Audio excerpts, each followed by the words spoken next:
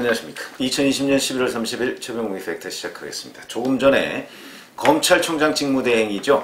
조남관 대검 차장검사가 자기 입장문을 검찰 내부망이죠. 2%에 올렸습니다. 그 입장문 요지로 얘기하면 추미애 장관님 뭐 이러면서 윤석열 검찰총장에 대한 직무정지를 제고해달라 이렇게 얘기를 했습니다. 뭐라고 얘기했냐면 이렇게 얘기했습니다. 여기에 뭐 추미애 장관에 대한 여러 가지 검찰개혁에 대한 추 장관님의 뭐 의지 이런 거는 본인이 검찰국장 이 자리에 오기 전에 검찰국장을 한 7개월간 했거든요. 검찰국장으로 올 때까지 익히 알아서 잘 알고 있는데 검찰개혁을 위해서라도 여기서 한 발 물러나 달라. 왜냐하면 검찰개혁은 검사들과 검찰 구성원들의 동의를 받지 않으면 결국은 실패하게 된다. 뭐 이런 식의 얘기를 한 것으로 보입니다. 그런 식의 얘기를 쭉 했습니다. 이렇게 얘기했습니다. 검찰개혁 대의를 위해 한 발만 물러나달라. 이러한 방법, 이게 직무정지겠죠. 이러한 방법으로 총장의 임기가 보장되지 않고 검찰의 정치적 중립과 독립이 무너진다면 검찰개혁의 꿈은 무산되고 오히려 검찰을 권력의 시녀로 만드는 중대한 우를 범할 수 있다.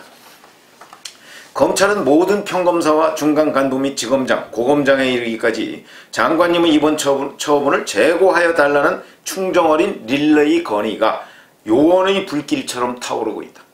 위와 같은 검사들이 건의에 권한대행으로서 침묵만은 할 수 없어 죄송스럽지만 장관님께 이렇게 글을 올리게 됐다.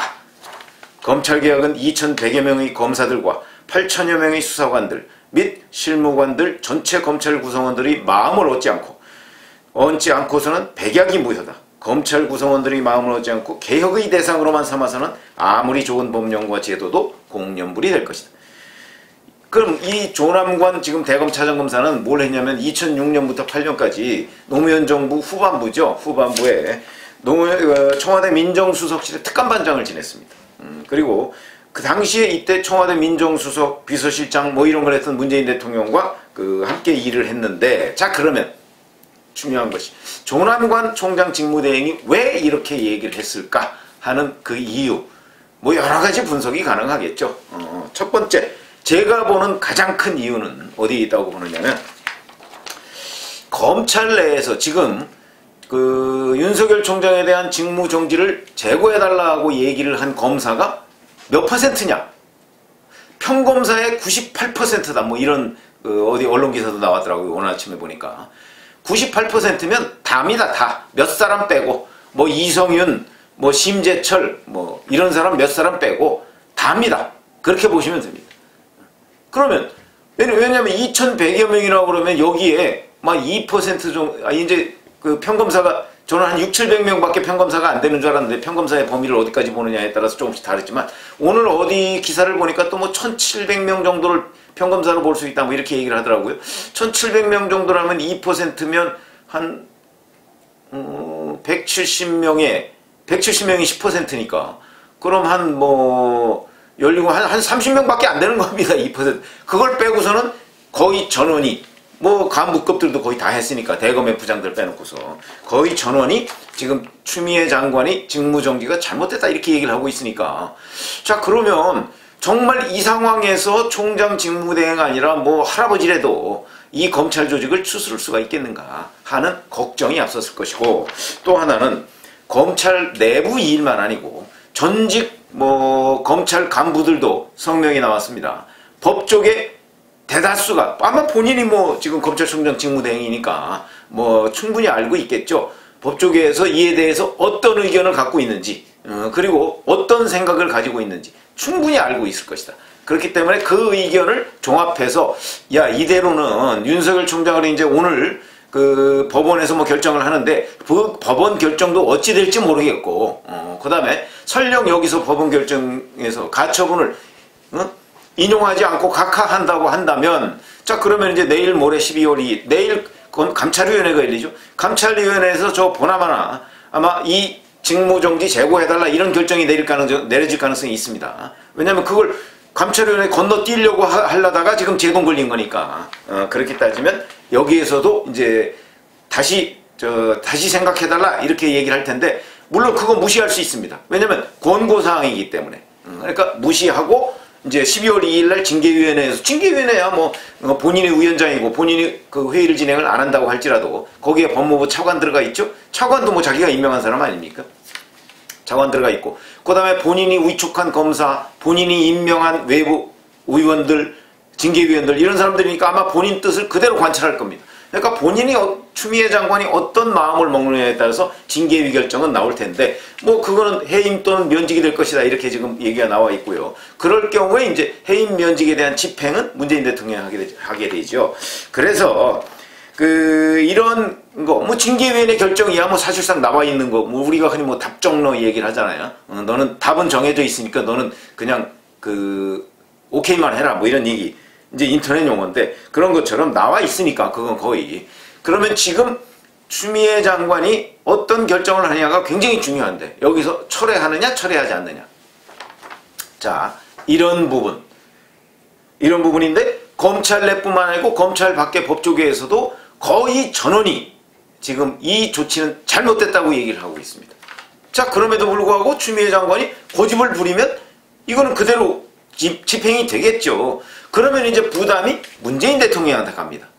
그렇죠? 문재인 대통령이 이걸 집행하느냐 집행하지 않느냐, 이거 아니겠습니까? 그러니까 제가 보건대는 조남관 총장 직무대행이 이렇게 한 것은 이 법조계 전체적인 의견을 종합해서 도저히 안 되겠다라고 판단해서 이런 글을 올린 것으로 저는 그렇게 봅니다. 보면 청와대와의 관계는 어떻게 되느냐, 이게 굉장히 중요한 부분인데, 저는 여기에 이거는 제가 뭐 이렇다 저렇다 참 여기서 단정적으로 얘기하기 어려운데, 저는 청와대와의 교감 가능성이 있다고 봅니다. 청와대와의 교감. 무슨 얘기냐면, 아까 제가 말씀드렸죠? 이 최종적인 결정은 결국은 문재인 대통령이 해야 됩니다. 총장을 아웃시키느냐 안 시키느냐, 이거 최종적인 문재인 대통령이 하죠. 당장 오늘 아침 리얼미터, 오마이뉴스가 의뢰한 리얼미터 여론조사 결과 보니까 거기에 이낙연, 이재명, 윤석열, 이제 세 사람이 완전히 좀 오차범위로 붙었더라고요. 그래서 순위별로 보면, 뭐 순위를 매기는 게 좀 우습긴 하지만, 이낙연, 그 다음에 윤석열, 이재명, 이렇게 돼서 완전히 뭐 20, 19, 19 뭐 이런 식으로 붙었더라고요. 그런 걸 보면 이 사태를 만약에 문재인 대통령이, 추미애 장관이 징계위원회에서 결정한 걸 받아들여서 문재인 대통령이 곧바로 그래 총장 해임 이렇게 해버리면 아마 이게 뒤집힐 겁니다. 그러면 윤석열, 이제 그때는 총장이 아니죠. 윤석열 전 총장이 아마 1등이 될 것이고, 법원 내 가처분 신청 여전히 진행될 것이고, 행정소송 진행될 것입니다. 이렇게 되면, 그러면 여론조사는 아마 윤석열 검찰총장이 대권 후보 여론조사에서 1위로 오를 가능성이 매우 높다, 이렇게 보는 것이죠. 자, 그러면 어차피 이제 윤석열 총장은 그렇게 되면 야인이 된 겁니다. 행정소송을 하고 있는 야인이 되는 거죠. 이 상황을 문재인 대통령이 정치적 부담을 져야 될 것이냐 말아야 될 것이냐. 가만히 돌아가는 모양새를 보니까 이 정치적 부담을 지는 것이 굉장히 어려운 상황이 되어버렸다는 판단을 청와대가 내부적으로 한 것 아닌가. 저는 요 가능성을 조금 보고 있습니다. 그렇기 때문에 청와대의 뭔가 사인이 있었을 가능성도 있겠다. 그러니까 퇴로를 열어주는 거죠.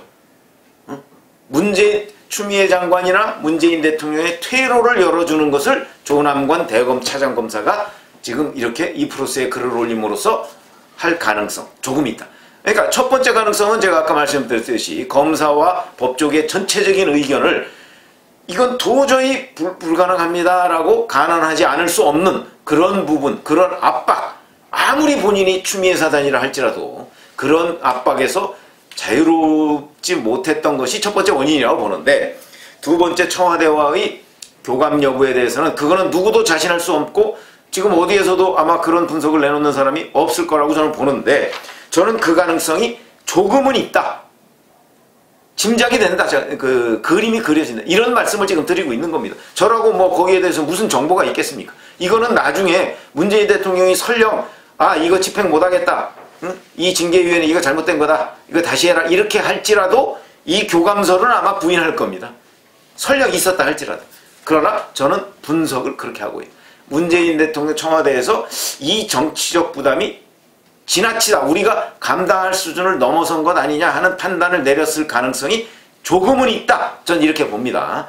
그거는 이제 우리 함께 나중에 내일 모레 징계위원회에서 해임 또는 면직이 결정됐을 때 아마 그 전에 그러면 징계위원회를 철회할 수도 있겠죠. 청와대의 사인을 또 추미애 장관이 받았을 수도 있으니까. 어떤 그거를 좀 지켜보는데 만약에 징계위원회에서 해임 또는 면직이 됐을 때 청와대가 어떤 반응을 보이냐. 곧바로 해임해버리느냐. 이 부분은 조금 더 지켜봐야 되는 것 아니냐. 지금 조남관 대검차장검사의 그 오늘 글이 약간은 좀 묘한 구석이 있다. 전 그렇게 보는 거죠. 윤석열 총장한테 희망적으로 보려고 해서 그런 건가? 제가 윤 총장한테 희망적으로 볼 이유가 어디 있습니까? 제가 말씀드리는 것은 객관적으로 저의 기자 경험으로 볼 때 이런 분석도 가능하지 않겠는가 하는 걸 지금 말씀을 드리는 건데 그거는 조금 더 두고 보죠. 두고 보고. 자, 그러니까 이 결론이 어떻게 날지는 사실 솔직히 말해서 저도 잘 모르겠습니다. 그거를 안다고 하면 제가 점쳐보라는 얘기인데 모르겠으나 적어도 조남관 총장 직무대행이 얘기한 거는 적어도 여기까지는 맞을 것이다. 검사들의 거의 압도적 다수의 견해, 그 다음에 법조계의 압도적 다수의 견해, 그 견해가 조남관 총장 직무대행으로 하여금 이런 글을 올리지 않을 수 없도록 압박한 것이다 까지는 거의 맞을 것이고, 자, 그 다음에 청와대와의 교감 부분 이거는 한번 지켜보자, 제가 이런 말씀을 드리겠습니다. 감사합니다.